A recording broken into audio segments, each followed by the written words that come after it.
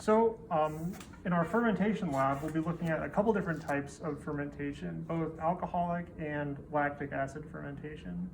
So for alcoholic fermentation, the organism that we're going to use is Saccharomyces cerevisiae, which you probably know as brewer's or baker's yeast. We've used it a couple times in this course. And the things we're going to inoculate into are both apple juice and grape juice. So this is where we're going to put our Saccharomyces cerevisiae. And hopefully the Saccharomyces will be performing some alcoholic fermentation, so the apple juice will then become sort of an apple cider, and the grape juice will become sort of a wine. So what we'll do, pick up a colony of Saccharomyces,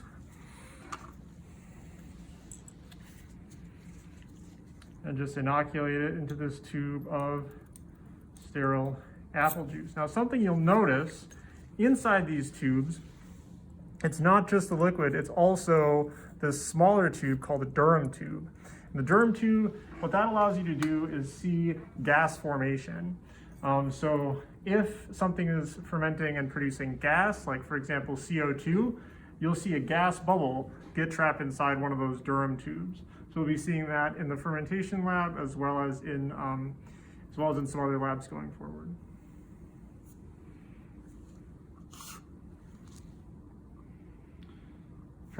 So another type of fermentation we'll be looking at is lactic acid fermentation.